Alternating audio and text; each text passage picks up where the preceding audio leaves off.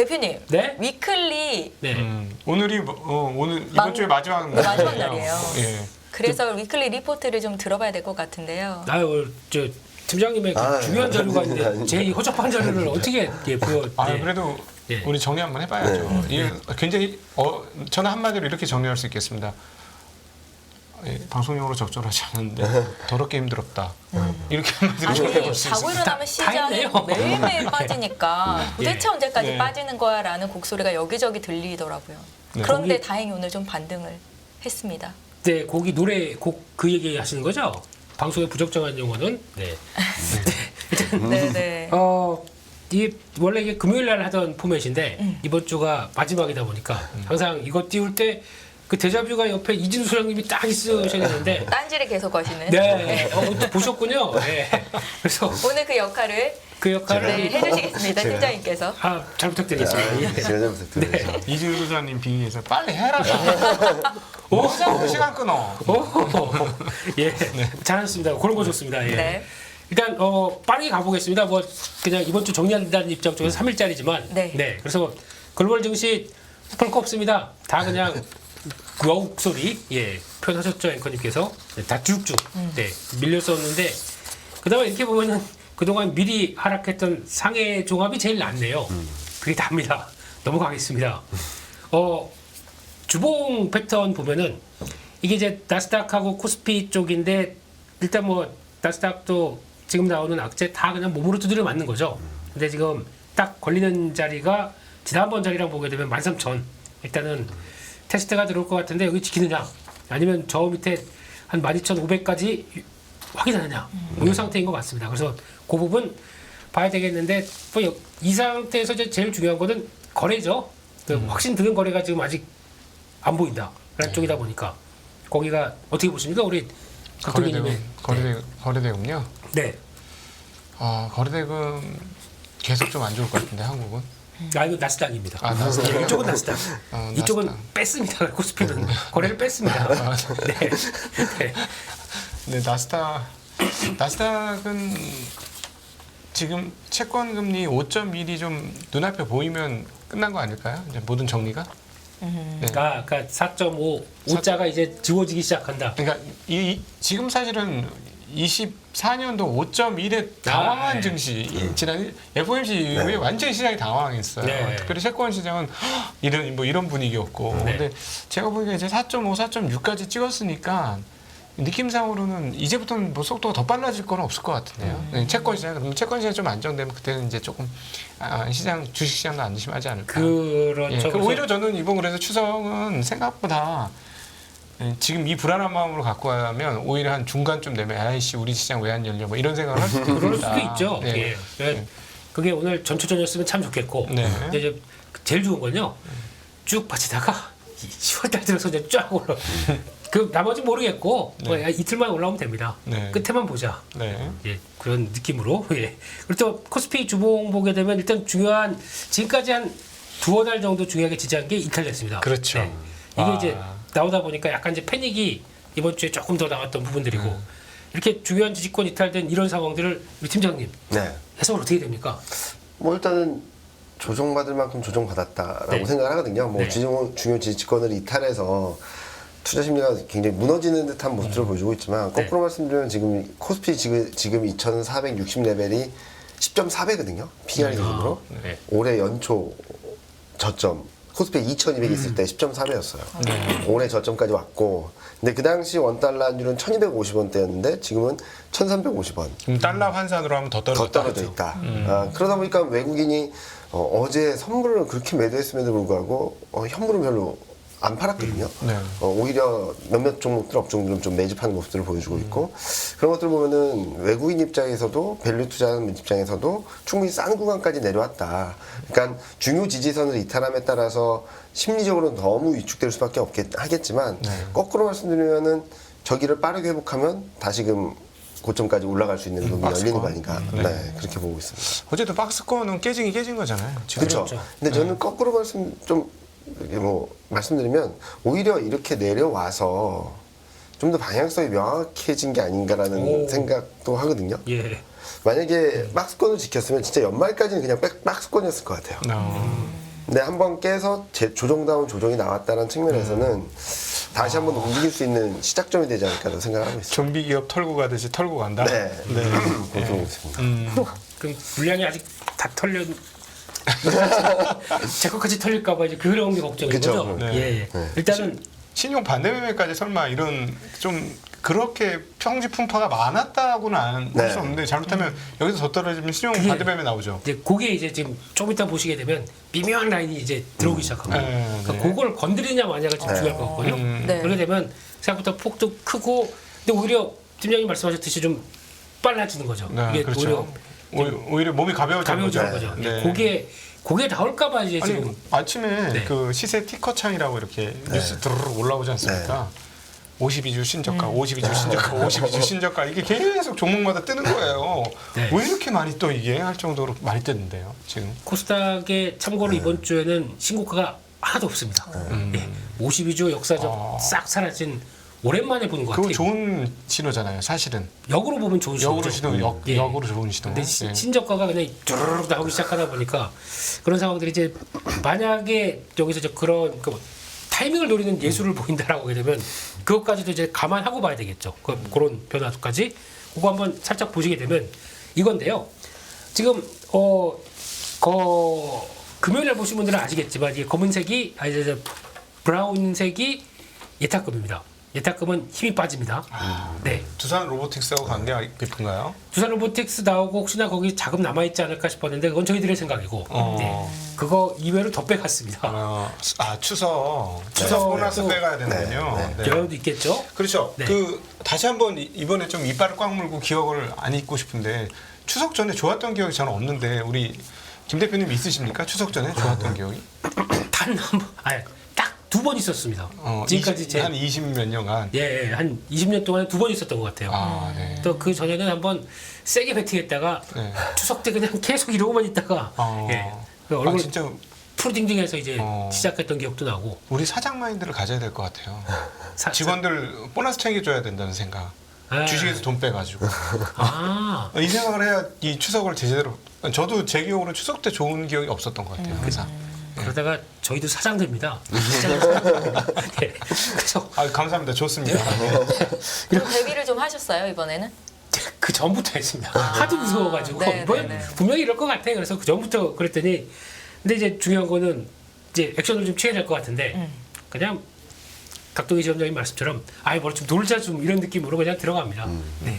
뭐 봐야겠죠. 또 10월달에 어떤 변화 나올지. 근데 이게 지금 나오고 있는 게 예탁금이 빠지게 되면은 그러니까 저희가 보통 이제 신용잔고는 지금 보게 되면 여기 파란색입니다. 그럼 이게 괴율이 상당히 높아지거든요. 그러면 신용잔고 빠지고 지수 빠지는데 그러니까 그 예탁금 빠지고 지수 빠지는데 그 신용잔고가 그대로 버티고 있다라는 거에 대한 요게 이제 어떤 트리거가 될 것이냐라는 부분들인데 근데 강조드렸지만 상대적으로 위쪽이 코스피고 아래쪽이 코스닥입니다. 네. 그러니까 이번에는 신용잔고가 상대적으로 코스닥이 그렇게 많지가 않아요. 이게 오히려 코스피가 더 꽉 차 있습니다. 그러니까 이게 나오게 됐었을 때는 그러니까 저희가 계속 물론 이제 그걸 가지고 삼성전자를 신용으로 산 사람들이 얼마나 있겠느냐 생각도 할 수는 있겠지만은 그래도 의외로 차라리 이게 낫게 그러니까 코스닥은 그 전에 좀 변동성이 크다 보니까 증권사 자체적으로 뭐 묶어놓은 게 좀 있고 그래서 그나마 그 덕을 보는 게 아닐까 싶긴 한데 그런 상황에서 그래도 뭐 코스닥 빠지는 거 보면 뭐 8일째 빠지는 이게 하여튼 뭐 그런 상황들입니다만 그러니까 결론은 지금 여기서 제대로 약간 기저작용과 함께 좀 멈춰주는 게 나와줘야 이걸 안 건드릴 것 같습니다. 근데 이렇게 되면은 만약에 예탁금이 지금 48조 초반대 정도 돼 있는데 이게 정체나 하향되고 있는데 지수가 여기서부터 한 뭐 3% 정도만 더 흔들려도 이거 터치가 될 수 있거든요. 그러니까 그거를 혹시나 외국인들이 좀 노리면서 약간 이거 나오면은 한번 나오니까 그래서 아예 파생으로 베팅하는 게 아닐까 하는 생각 들고 주식은 뭐 지금 당장 건드릴 거 없다고 생각하게 되면 그런 뉘앙스에서 이렇게 나오지 않나라는 생각도 이걸 몇 번 다 했거든요 저희가 네. 두어 번. 그러니까 신기하네. 어떤 기업이 신용을 이렇게 많이 가져갔을까 하는 생각이 드네요. 골고루겠죠. 네, 저희가 항상 신용 쓸 때 이것도 사고 싶고 이것도 사고 싶고 그렇지 않습니까? 그러면 골고루 샀겠죠.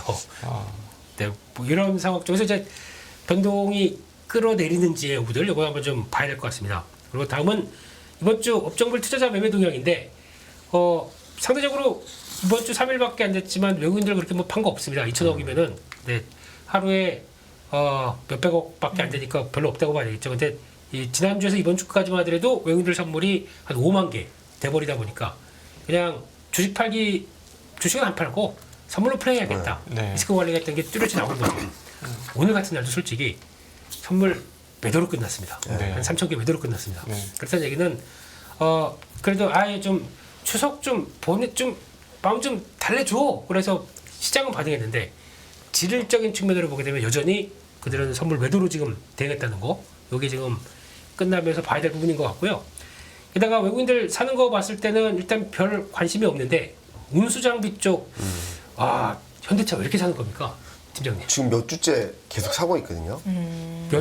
몇 달입니다. 그러니까 누적으로 보면은 누적으로 보면 계속 사고 있잖아요. 네. 7, 8, 9월 달까지 계속 사고 있는데 사는 속도가 좀 강해지는 것 같더라고요. 최근 들어서. 약간 그래집니다. 예. 그게 제가 보기에는 수출이 좋았어요. 네. 예. 지금 8월 달 수출이 한번 푹 꺼졌다가 네. 9월 달 수출이 다시 튀는 그림들이 나오면서 지금 이 컨센서스를 보면 3분기는 2분기 대비 1조 이상 감익된다는 컨센이 네. 들어와 있거든요. 예. 이게 아닐 수 있다. 예상치가 그래서 이 전망치가 막 올라오기 시작하면서 그런 데에 좀 반응을 하고 있는 것이 아닌가라는 생각을 하는 거죠. 계속 피크아웃 논란은 있지만 네. 이 정도일까? 너무 베어리시한 거 아니야? 라고 생각을 하면서 피크아웃 논란으로 떨어졌던 부분들에 대한 되돌림 가격이 나올 수 있다는 생각을 하는 것이 아닌가라는 보고 있죠. 네. 사실은 싸고. 네, 너무 싸죠, 너무 싸죠. 실적 대비 너무 싸고. 네, 너무 싸죠. 그다음에 이제 아무래도 미국의 파업, 네. 미국 자동차 파업도 상대적으로 좀 영향을 미칠 것 같고. 네. 그래서 좀 현대차도 그렇지만 모비스 보면은 네, 이렇게 바꾸기는- 고개를 들고 있습니다. 네. 그래서 내가 원래 워낙 그 무거운 종목이 나 죽지 않았어 이렇게 딱 고개 들고 있는 거 보니까 요즘 보면 신기합니다. 삼성동에 건물을 안 올려서 주가가 올라가나 봐요. 좋은 포인트네요. 네. 그런 생각이 들어요. 아니 그 땅 파놓고 그렇죠. 저기 땅을 삽으로 파는 것 같더라고요. 포크레인을 안 파고 삽으로 파. 그게 안 올라가요. 빨리 뭘 하지 거기 교통 계속 아니, 막히고. 뭐그 저기 비용도 엄청나게 드는데 이자 그렇죠. 비용도 네. 그렇죠. 그냥 자동차에 올인한 것 같아요. 네. 다시 팔죠. 남는 장사죠. 네. 네. 예. 그러면 아마 주가가 폭등할 것 같습니다. 그럴 수 있죠. 예. 네. 그렇죠. 정의동 회장님 이거 들으셔야 될 텐데 이 방송을. 저 네옴시티 가셔야죠. 바쁘실 겁니다. 바쁘셔서 네. 네. 그리고 또 보다 보니까 나머지 외국인들 통신주 조금 들어오는 것 같고, 근데 기관은 뭐 볼 거 없습니다. 볼 거 없는데 음식료주 베팅이 좀 들어옵니다. 그래서 기관이 이번 주 보다 보니까 CJ 제일제당, 농심, 뭐 삼양식품은 외국인들이 끌고 있고요. 그러니까 음식료가 뭔가 좀 또 작용을 한다는 게, 그러니까 삼양식품은 저 수출 데이터 보면서 움직이는 것 같고, 근데 농심이나 CJ 제일제당도 라이신 가격 움직이면서 턴하다 보니까 그런 것 같고, 그래서 조금 차이는 음식료 쪽에서 그렇다고 뭐 대거 사는 것도 아니고요. 그나마 상권 뭐 있나 하도 없어서 보다 보니까 그게 그나마 잡히는 것 같습니다. 네, 그러니까 이번 주는 그렇게 특징적인 움직임은 없다. nothing. 네. 네, 넘어가겠습니다. 이번 주 외국인들 기관 순매수한 거 3일 동안에 뭐 샀나 봤더니 네. 일단 아까 통신주 쪽에 SK텔레콤 같이 겹치고 있고요. 삼성전자는 사는데 기관은 우선주로 사고, 예, 센 거 베팅 못하고 그나마 따라가겠다는 의지가 여기서 나오는지 모르겠지만 이렇게 나오기 시작하는데, 이게 지금 보면서 요즘 보니까 반도체 쪽에서도 외국인들은 삼성전자가 조금 더 우세하고 SK하이닉스는 좀 줄이는 추세입니다. 약간 물량 줄이고 삼성전자에 대한 기대를 좀 더 보여주지 않나 이렇게 보여지는데, 그 밖에 이제 외국인들 이번 주 순매수한 거 보면은 현대차, 기아, 자동차 다 들어가 있고요. 의외로 하이브를 또 들어오네요. 그래서 하이브는 지금 거의 24만 원, 5만 원대가 저항으로 이렇게 돼 있는데 하반기 때 조금 힘내나? 라는 쪽으로 봐야 될 것 같고, 그런 쪽 보면서 또 외국인 특이하게 또 YG 사네요. 예. YG는 어떻게 되는 겁니까? 블랙핑크가 이게 참 만만치 않던데 말이죠. 지금 쪼개질 운명에서 이제 아마 이렇게 될 걸로 많은 분들이 예상하시더라고요. 그러니까는 일단은 개인적으로 갔다가 프로젝트 형식으로 필요할 때 모여서 블랙핑크 활동 1, 2년 했다가 또 쪼개졌다 붙었다 네. 쪼개졌다 붙었다 이런 얘기가 많이 돌더라고요. 원 유닛 아더 컴퍼니 네. 이런 얘기로 해서 이제 그거는 뭉치긴 활동은 하는데 예. 뭐 그러면서 이제 솔로 활동도 계속하고 그러니까 이제 그렇게 되면서 나온다고 보는데 회사 측 대답은 확인된 바 없다.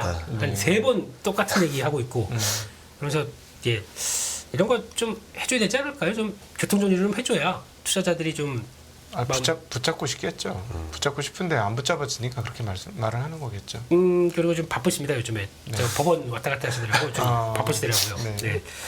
그런 것도 있는 것 같고 거기서 또 보면은 지금 뭐 특별하게 또 코스닥 쪽에서 들어오는 종목들 눈에 띄는 거는 별로 없는데 뭐 에코프로, LNF 뭐 이런 쪽은 그냥 공모도 청산 같기도 하고 아직 잘 모르겠습니다. 이런 분위기인데 코스피 기관들 동향 보게 되면 조금 비슷한 게 이제 자동차를 따라가려고 하는데 모비스로 대응을 합니다. 그게 좀 특이한 것 같고 그 밖에 S51 그리고 또 CJ S51 금호석유 이런 쪽 배팅이 좀 들어오고 있고 CJ를 제가 아까 말씀드린 것처럼 들어오는데 CJ는 연일 외국인들 팔고 기관은 계속 사고 있고 우리에겐 올리브영만 본다 이런 느낌이고요.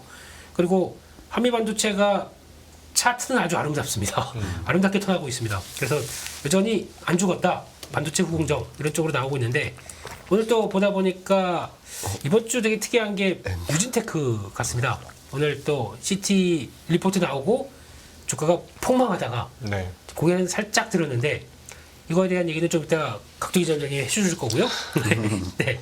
나머지 보면은 그렇게 또 여기도 마찬가지로 JY 펜터 SM 이쪽 엔터도 사고 있고 거기다가 나머지 또 눈에 띄는 게 뭐 동진 세미캠 ISC 정도 이렇게 보여지고 있습니다.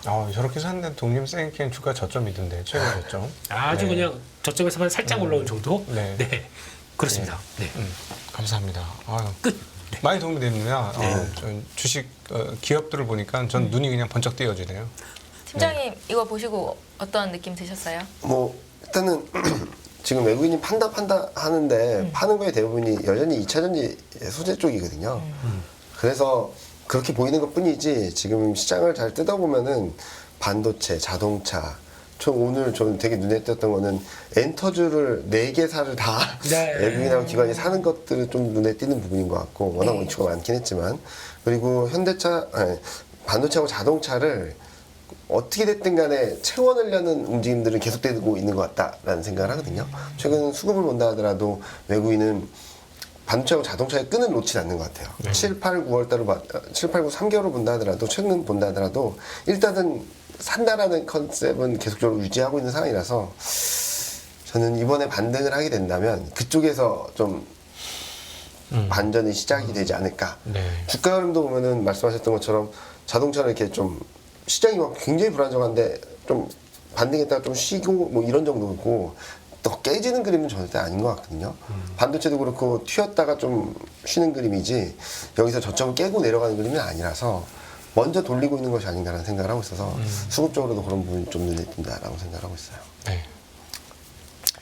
네, 그럼 저희 좀 매크로 이슈도 네, 짚고 네. 가야 될 것 같아서 질문을 먼저 드릴게요. 네. 지난주 목요일 날 FOMC 이후로 네. 폭풍이 좀 컸습니다. 네. 시장이 많이 흔들렸는데요. 국채금리 상승세, 미국 국채금리 상승세는 언제까지 지속될까요, 팀장님? 일단은 저는 거의 정점 왔다라고는 생각을 하고 있어요. 왜냐면은 경기가 괜찮아서 10년물 국채금리가 먼저 움직인 건 시작된 건 맞거든요. 6월 말부터. 네. 그러다가 8월 달에는 발행 많이 한대. 재무부에서 발행을 3천억 더 많이 한대. 근데 중장기물로 많이 한대. 근데 알고 보니까 8월 달에 또 단기물만 91%를 발행했어요. 예. 발행 물량에. 그건 지나갔고. 이게 지나가서 좀 실만하니까 유가가 막 날아가면서 큰일 났어. 물가 오른대. 라고 하면서 또 10년물 끌어올렸고 그리고 FMC 지나면서 올랐는데 최근 되게 아이러니하고 저희 채권 애널리스트랑 얘기하는 건 2년물은 FMC 당일날이 고점이었어요. 10년물만 정신없이 오르거든요. 네, 맞습니다. 여기 30년물하고. 예, 왜 그런지라고 얘기를 하면은 결국엔 경기 때문인가라고 하면은 또 아닌 것 같아요. 경제 전망도 멈춰 있고 어제 소비자 심리 지수나 이런 것들 봤을 때 여전히 좀 최근 들어서 꺾이는 모습을 보여주고 있는데 네. 근데 저희 채권 애널리스트 하는 분하고 얘기했던 거는 지금 2년물은 통화 정책을 따라가는 게 맞고 10년물은 너무 많은 것들이 녹아들어 있다. 벤치마크다 보니까. 통화 정책, 경기, 수급, 심리. 그러니까 심리에 따라서 많이 움직이는 변수인데 제가 어제 보면서 이거는 누가 풀어야 되지라는 퀘스천 마크가 있었거든요. 그러니까 어제 소비자 심리 지수가 나오면서 4.5가 깨졌었어요. 10년물이. 네. 그랬다가 JP모건 CEO가 7% 갈 수 있다라고 하면서 팍 튀더니 플러스 번져냈고 거기서 카시카리 총재가 우리 인플레이션 잡기 위해서 추가 금리 인상 더 해야 된다고 하면서 쫙 올라간 거거든요. 네. 그러니까 어떤 펀더멘털이나 매크로 변수가 아니라 이런 되게 불안 심리를 자극할 만한 발언에 너무 예민하게 반응한 것이 아닌가? 네. 라고 해서 저는 정점권에 와 있는데 너무나도 불안정하다. 거꾸로 말씀드리면 그만큼 정점권에 와 있다라는 좀 아이러니한 말이 될 수 있는데 그래서 저는 9월 29일 날 파월 연준의장이 또 연설을 해요. 네. 거기서 어떤 말을 할지. 왜냐면은 이번에 잭슨 미팅에 있었던 말을 좀 뒤집는 듯한 발언들을 했거든요. 중립금리 관련해서. 네. 거기에 대한 스탠스를 또 한번 명시해 주게 되면은 매파적인 성향을 여기까지 반영한 상황에서 그런 것들을 더 매파적으로 반영을 할까? 해석을 할까? 오히려 거꾸로 비슷한 말을 해도 거봐. 그 정도는 아니야. 라고 하면서 시장이 변곡점을 만들어주지 않을까라는 생각을 하고 있고요. 그리고 10월 초에 발표되는 ISM 제조업 지수나 이런 것들을 보면은 전월보다 조금 슬로해지는 그림들이 나온다라고 하더라고요. 그렇게 보면은 경기에 대한 부분들도 더 세게 움직이지 못하는 부분들 그리고 파월 연준의장 연설에서 어떤 내용이 나오는지를 보면서 좀 슬로해질 텐데 또 이제 아까 말씀드렸듯이 수급 불안 진정해질 만하면 유가 올라오고 유가가 좀 슬로해지면은 뭐 FMC 오고 이제 또 이런 것들이 좀 슬로해질 만하니까 또 셧다운 이슈가 들어오더라고요. 뭐 셧다운 가능성은 열려 있다라고는 생각을 하고 있어요. 근데 올해 같은 경우는 신용등급 강등, 디폴트, 파산 뭐 이런 데 너무 익숙해진 것 같아요. 부채 한도 협상에서부터 그게 계속 나왔거든요. 그래서 저는 이번에는 전에보다도 훨씬 더 충격이 덜하지 않을까 라는 생각을 하고 있고 지금은 신용등급 강등이랑 맞물려서 10년물을 끌어올리는 힘을 좀 영향을 미치는 것 같은데 경기 변수가 들어오게 되면 또 거꾸로 이렇게 확 뒤집어질 수도 있는 그림이 될 수 있어서 저는 10년물은 이번 주 다음 주 지나면서 조금은 진정되지 않을까. 네. 여기서 키는 셧다운 이슈가 어떻게 해석될지. 네. 솔직히 말씀드리면은 셧다운 이슈가 있으면은 채권금리는 떨어져야 될 것 같아요. 제 개인적인 생각에는 경기가 안 좋아진다. 라는 생각을 하고 사람들이 일시적으로 쉬게 되거나 공무원들이 셧다운되게 되면은 소비가 줄어든다. 이런 해석이 돼야 되는데 지금 신용등급 강등이랑 맞물리면서 올라가는 거라고 생각하거든요. 그런 것들을 어떻게 해석하게 될지 다시금 경기 변수에 좀 집중을 하면서 채권금리가 떨어지는 그림을 보여줄지 그러니까 올해가 너무 힘든 것 중에 하나는 이렇게 되면 저렇게 될 거예요 라는 게 아니라 이렇게 되면 해석해 보시죠. 우리 시장이 어떻게 해석하는지 같이 보시죠 라는 얘기를 할 수밖에 없어서 되게 예측하기가 되게 어려운 것 같아요. 사실 지난번 셧다운은 뭐 지금은 시간이 얼마 안 남아서 그렇습니다. 네. 1년물 금리가 폭등을 네. 그러니까 금리가 폭등한 게 가격이 한번 폭등했었죠. 안전자산 선호심리가 커지니까요. 네. 나는 그 뭐 셧다운에 영향 안 받는 아주 짧은 물은 가격이 올랐는데 이번에는 뭐 전혀 그런 거는 없는 것 같습니다. 예. 일단 신용등급 변수가 들어오니까 조금은 불안정한데 근데 다른 것들은 또 안 움직이거든요. 2년물이나 이런 것들은. 그래서 10년물 쪽에는 지금 아까 말씀드렸듯이 8월 초부터 지금 거의 2달 가까이 8월, 9월 2달 가까이 너무 악재들만 들어와 있다 보니까 조금만 불안해도 튀는 그림들이 계속적으로 나오지 않나 라는 생각을 하고 있어서 전 이번 주 다음 주까지 흐름들을 좀 지켜보자. 제가 생각하기에는 더 올라가는 그림은 좀 크지 않을 것 같다라고 생각하고 있어요. 네. 미국 연방정부의 셧다운이 변수긴 한데 이미 신용등급 강등이라는 이슈는 국채금리에 반영이 되고 있는 것 같다라고 네. 제가 이해를 좀 했는데 일정 맞습니까? 부분 반영되고 있고 그리고 부채 한도 협상에서부터 네. 학습 효과라 그럴까요? 어느 정도 이제 알고 있다라는 거죠. 모르고 있다가 갑자기 충격을 먹는 거랑 이 정도일 거야. 전에 경험해봤어 라는 것들에 대해서 충격은 크지 않다라고 생각하거든요. 그러니까 잭슨 미팅 때도 그렇고 CPI 때도 그렇고 앞에서 얘기가 많으면은 당시 그 임팩트는 좀 작아지는 경향이 있어요. 네. 지금은 워낙 셧다운 이슈들이 너무 많이 반영되고 있어서 얘기되고 있어서 전 실질적으로 셧다운 된다 하더라도 뭐 시장에 큰 충격을 주진 않을 것 같다라는 말씀을 드리고 있죠. 중요한 것 중에 하나가 또 환율인데요. 원달러 환율이 지금 계속 오르고 있죠. 1,350원 선? 네. 네. 예, 이건 좀 어떻게 봐야 돼요, 대표님? 안 보고 싶습니다. 이게 뭐 약간 먼저 잘 버티던 게 그렇죠. 그러면 한 번에 돌아갔다는 얘기는 이게 그러니까 차라리 그냥 이렇게 쓱 하고 들어갔으면 모르겠는데 그날 뭔가 뭉쳐서 쭉 올라갔다는 얘기는 그러니까 뭐 그렇다고 지금 바뀌었던 게 시장 상황들이 뭐 하루에 바뀌었나요? 그건 아니거든요. 네. 그러니까 뭔가 좀 찝찝하긴 합니다. 그래서 뭐 그렇게 한다고 하더라도 이왕 변한 거니까 그렇게 되면 이렇게 되면은 이제 뭐 위로 다 쭉 열려 있는 거죠. 근데 여기서 그렇다고 또 뭐 한국의 체력 이런 거 아무것도 없습니다. 그런 거보다 외부 변수만 봐야 되겠죠. 그리고 그렇죠. 또 달러 지금 보니까 인덱스가 이제 106 넘어갑니다. 네. 네. 그렇게 되면은 여전히 예전에는 약간 위험 자산에 대한 위험 자산 빠져서 약간 안전 자산 쪽으로 넘어갔을 때 다양하게 해야 할 게 많았거든요. 뭐 일본 엔화라든가 아니면 맞아요. 아예 그냥 국채 미국채 산다든가라고 하는 수요가 있었는데 지금 아무것도 아닙니다. 그냥 달러만 보더라고요. 금 요즘에 그냥 월화수목 금이 돼버렸습니다. 별로 안 올라요. 아, 예. 그런가요? 오히려 굉장히 많이 떨어졌죠.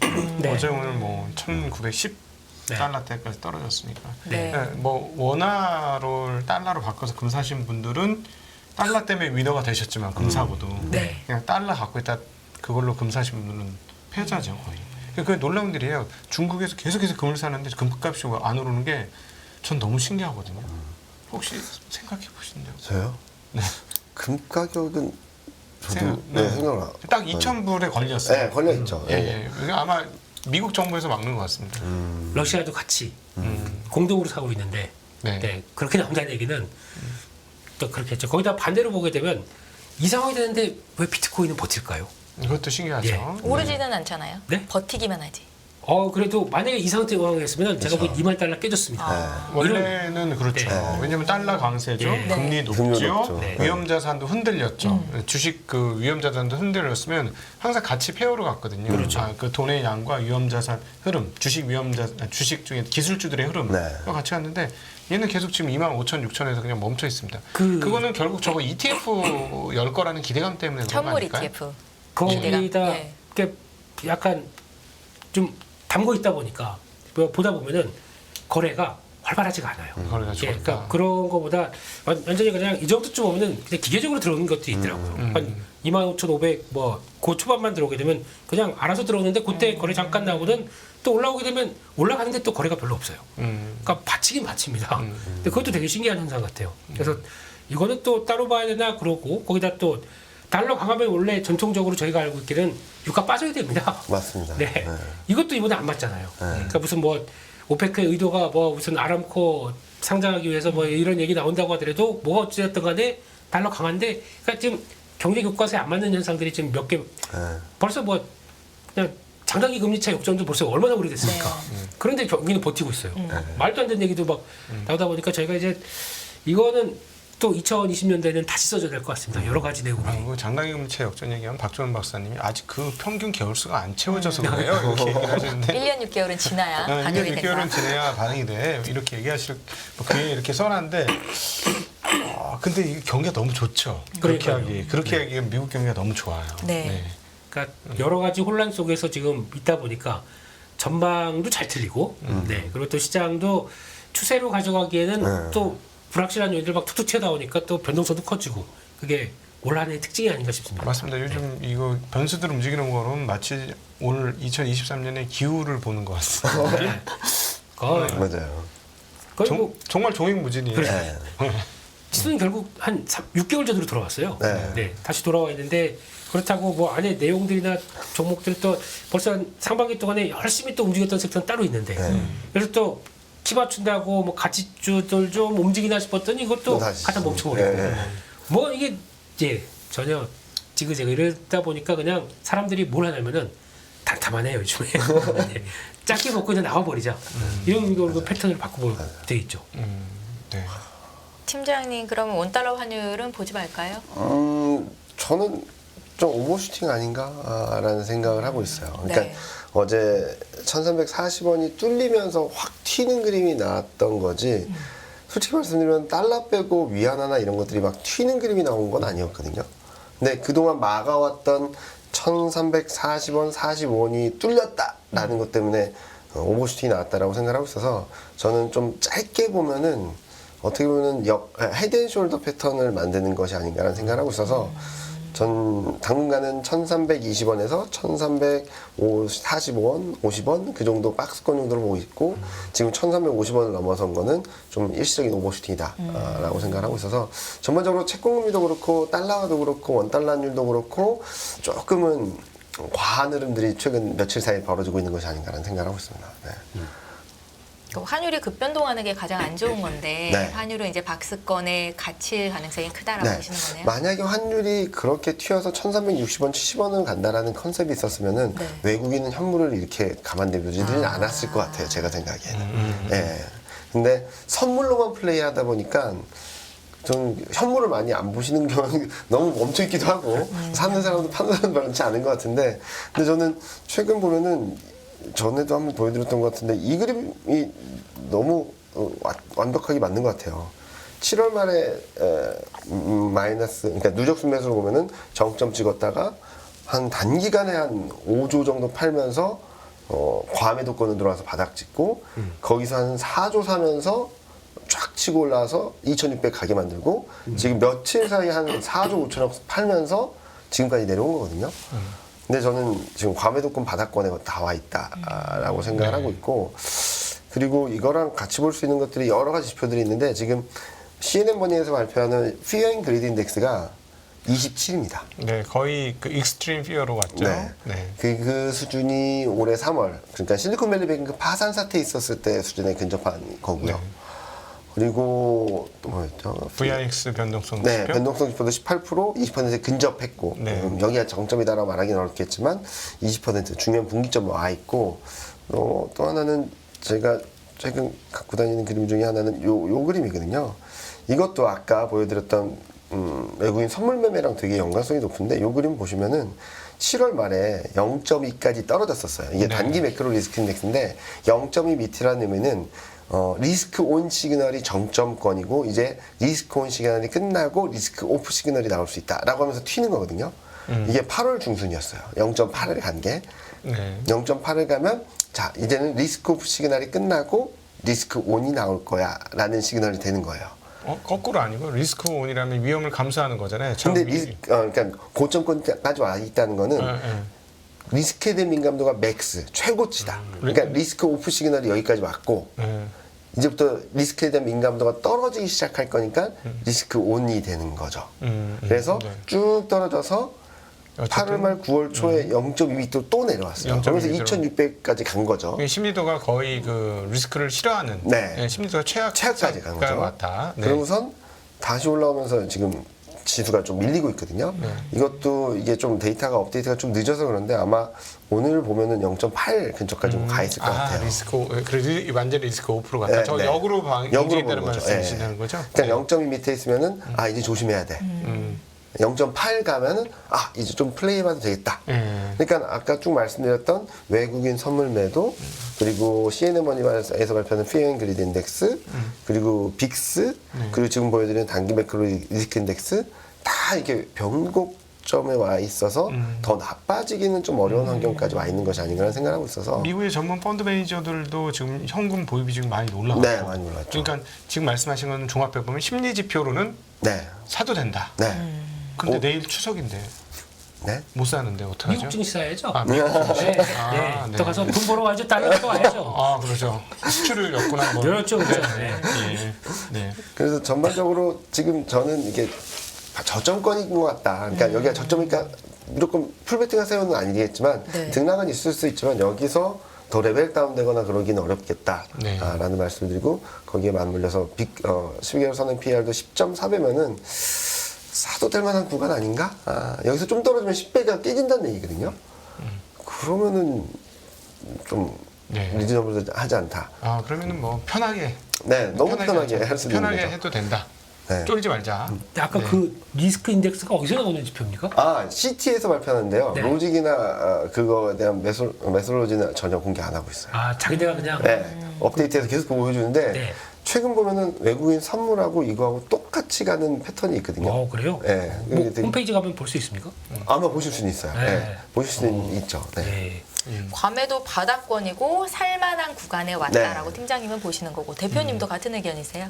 저는 예, 추세 추종자이기 때문에 네, 여기서 이제 혹시 모를 그러니까 한국 증시의 특성이 그런 게 아직 남아 있다고 봐야 되기 때문에 네, 그래서 그러니까 뭐 혹시나 이제 이런 때에서 이제 민감하게 뭐 그러니까 어떻게 보면 바닥권에서 바닥권인데 바닥을 한번 더 만드는 경우 이런 것들이 나오는 케이스가 있지 않습니까? 그게 그러면 만약에 오늘 같은 경우도 그러면 10월달 가게 되면 보통 이제 9월달 안 좋았고 10월달 가게 되면 S&P 500도 10년 동안 계속 한 5%는 수익률이 나왔대요. 그런 통계 보면 외국인들도 10월달 들어서면 좋겠구나. 오늘 그냥 안 되겠다. 선물 대거 매수해서 일단 리스크 좀 줄이자. 했을 때 그게 안 나왔지 않습니까? 네. 그렇게 되면은 아직까지는 10월 초나 아니면 차라리 그들도 뭐 아직 리스크는 일단 뭐 연휴 동안에 무슨 일이 벌어질지 모르니까 가지고 가다가 차라리 그러면 만약에 끝났다 생각하게 되면 뭐 10월 4일부터 그냥 시작하고 그냥 쫙 하고 선물 사겠죠. 네. 그래서 시장 그냥 끌어올려 버리겠죠. 근데 그런 게 아직 보이지 않다 보니까 확인하고 보겠다는 입장이죠. 그래서 시장 추종자는 이렇게 생각합니다. 예. 지표들 다 괜찮네. 그렇다고 하더라도 일단 그거 확인하려고 하는 심리가 더 이제 돌다리도 두들겨 보고 그렇게 가려고 합니다. 근데 신용이 좀 많으네요. 그게- 오늘 종합해 보니까 네. 신용이 줄어 있으면 그거는 이제 금상첨화 바닥권 신호인 거잖아요. 근데 신용이 많은 게 왜 안 좋은 거예요? 많은 사람들이 레버리지를 높게 썼다는 거니까 네, 네. 있는 돈 없는 돈 갖고 와서 투자를 한 거잖아요. 음. 그럼 투자를 많이 하면 많이 할수록 더 투자할 공간은 없어지는 거거든요. 룸이 적어지니까. 예, 그러니까 네. 주식을 산 사람이 없을수록 뭐라 그럴까 주식을 살 공간은 많아지는 거죠. 주머니가 비어 있어요. 네네네. 코스닥 쪽은 조금 그래도 여유가 있는 거고요. 그래도 만약에 이제 초산이 나오게 되면 그러니까 만약 뭐 그런 부담감이 들게 되면 똑같습니다. 가장 취약한 것도 코스닥으로 또 흔들림이 나오겠죠. 그러니까 지금 걱정이 혹시나 지금 보니까 어제까지 2차 전지 글로벌 2차 전지 관련된 종목들이 다 신저가입니다. 그렇죠. 예, 너무 힘들죠 지금. 리튬 관련된 앨범알도 그렇고 네. 뭐 리벤트 이런 것들 다 그 자리에 와 있는데 이게 약간 언더슈팅이 나올 자리도 되거든요. 그러니까 한번 확 밀어서 그러니까 어차피 지금 리튬 가격도 지난번 여름 때 바닥까지 와 있고 그러다 여기서 한번 그 바닥만 들어가 한번 툭 밀렸다가 이제 돌아가기 시작하는 요런 때 보고 다 이제 한번 확 밀렸다가 거기서 이제 한번 또 선순환되고 그다음부터 쭉 올라오게 되면 그런 때 이제 투매 요건들이 그런 데 만들어지거든요. 그러니까 그게 될까봐 걱정인 거지. 네. 아직 그렇게 나올지 모르겠습니다. 그렇게 되면은 이제 단기적으로 만약에 폭이 커진다. 그러면 약간 그 야수의 심장을 같은 하이에나들은 네. 이제 또 노려봐야 되겠지만 이제 그런 민감한 쪽에서도 변화가 없이 그냥 잘 마무리가 된다 그러면은 그 다음부터는 뭐 봐야 되겠죠. 근데 그런 시그널들이 뭐 팀장님 아까 말씀하셨듯이 뭐 금리에서도 나올 거고 거기다가 또 외국인 선물에서 나올 거고 그러다 보니까 그런 몇몇 조건들 보고 거기다 이제 게임을 시작하지 할지 말지 결정하는 거죠. 네. 우리 또 구독자님께서 신용을 더 저보다 훨씬 쉽게 설명해 주셨는데 네. 남편이 네. 저기 신용카드로 현금 서비스 받은 거랍니다. 네, 그게 신용이라는 거죠. 그게 늘면 안 좋은 거죠. 남편 신용이 안 바로 좋아요. 이용했습니다. 네, 네. 저 내일 이제 마이크론 테크놀로지 그러니까요. 실적 발표 있습니다. 자, 이게 뭔가 변곡점 그려줄 수 있을지 한국에 입사해서 너무 중요하잖아요. 이 반도체가 변곡점을 그려줘야 내년 시장에 있든 말든 할 텐데 어떻게 생각하십니까? 지금 예상치는 적자가 줄어든다는 정도인데 그다음 코멘트가 중요할 것 같아요. 최근 반도체 가격도 올라오는 그림들이라서 이 흐름들이 지속된다라는 아니면 확실하게 턴어라운드하는 게 하반기에는 나오고 내년 더 좋다라는 말이 나오면 금상첨화겠지만 나올까? 많은 분들이 아직은 힘들다라고 얘기를 하지 않을까? 근데 또 시장의 해석의 문제겠죠. 아직은 힘들다 하면은 감산 더 많이 하는 거 아니야? 가격 더 많이 오는 거 아니야? 이렇게 해석하면 또 올라갈 테고 아직 힘들다 해서 에이 좋을 줄 알았는데 별로 안 좋네 라고 하면 또 빠질 거고 그러니까 저는 요즘 보면은 시장이 어떻게 해석할까만 고민하는 것 같아요. 다른 거 이게 결과보다도 잘 나와도 빠질 때가 많고 못 나와도 막 올라갈 때가 많고 그래서 시장이 어떻게 해석할까 주가를 보면서 거기에 대한 판단을 하면은 한국 반도체도 어떤 그림이 그려질지 좀 가늠할 수 있지 않을까 생각합니다. 이번에 아마존이 엔트로픽이라는 회사 네. AI 그 생성형 AI 회사를 꽤 많은 돈을 주고 40억 달러. 네, 40억 달러 투자를 한 거죠. 네. 와, 그래서 AI 이거 그냥 한낮 한여름밤에 꿈으로 끝나는 거 아니야? 막 걱정했었는데 괜찮은 거죠. 스타트업입니다. 그것도 주제 아니 주제는 아니죠. 스타트업입니다. 스타트업, 회사가. 예, 예. 예. 그 회사를 40억 달러 투자할 정도면은 진심이죠. 예. 뭐 그냥 우리도 이런 회사 나와야 돼요. 솔직히 빅테크 기업들이 보고 되겠다 싶으니까 막 조 단위로 투자 딱 해주고 네. 그러면 잠깐 세 방은 가겠. 근데 뭐 한국 주식시장이 뭐 그렇게 기업이 돈을 빼는 시장이지 한국 주식시장은 돈을 넣어주는 시장이 잘 아니지 않습니까? 안타깝게. 거기까지만 하겠습니다. 갑자기 소름 터져가지고요. 네. 근데 이렇게 되기 시작하면서 제가 보기엔 이제 마이크론 테크놀로지가 얘기하면서 나오는 것 중에 딱 중요 단어가 그거 같습니다. 아까 팀장님 말씀하셨지만 감산. 네. 이번에 삼성전자도 감산. 네. 하이닉스도 감산에 따른 효과를 어떻게 보냐. 그러니까 즉 감산을 하게 되면은 그러니까 보통 감산을 통해서 이게 연장하는 기조로 보여지는데 그럼 이제 Q가 줍니다. Q가 주면은 그만큼 P가 올라가는 걸 네. 기대하겠죠. P가 이제 살짝 올라오기 시작합니다. 그러면 Q를 네. 그러면 점점 늘려줘가지고 이제 맞춰주겠거니 했는데 아직까지 그게 여전히 유지가 된다. 그러면 실적은 별로 볼 거 없습니다.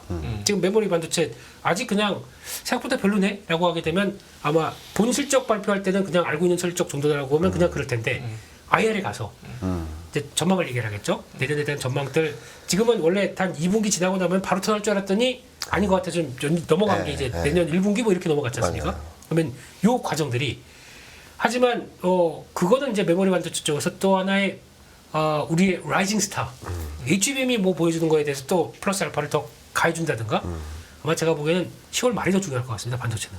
그래서 그런 얘기를 하면서 좀 구체적으로 뭔가 방향성에 대해서 정확히 얘기를 해주면 그때부터는 이제 저희가 반도체 왜 이렇게 좋다는데 안 가? 라고 했던 상황들이 좀 바뀌어질 것 같아요. 네.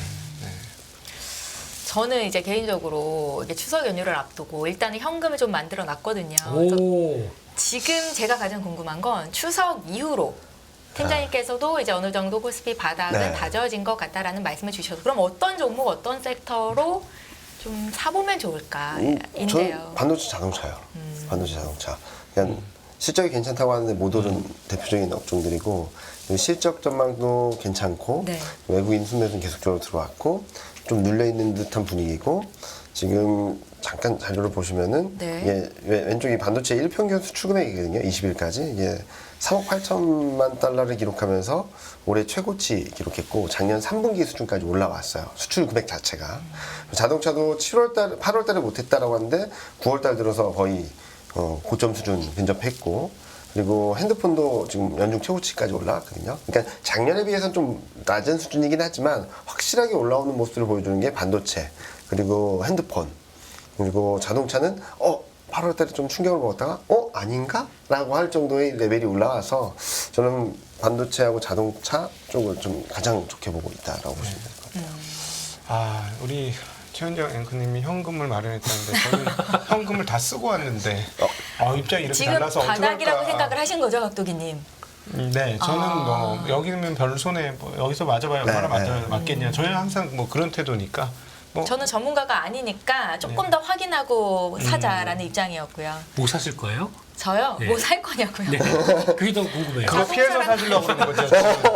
지금 그거 피해서 자동차라는 살라고. 거지. 근데 사실 저는 네. 각자가 눈여겨보고 있는 종목들이 있잖아요. 그래서 그 종목들을 보다가 좀 많이 떨어진 것 같다 그러면 담았다가 또 팔았다가 이렇게 하는데 제가 눈여겨보고 있는 종목들이 잘 안 빠져요. 시장 이렇게 일주일 동안 오. 빠졌는데도 그 종목들은 오히려 올라가더라고요. 오, SK텔레콤이군요. 그래서 이게 쉽지가 않구나라는 생각도 들고요. 네. 저는 사기만 하면 빠지던데. 네. 네, 잘 어울리십니다. 저희가요. 네, 예, 예. 커피가 좋습니다. 네, 네. 끝없는 위기 속 기회는 언제나 숨어 있습니다.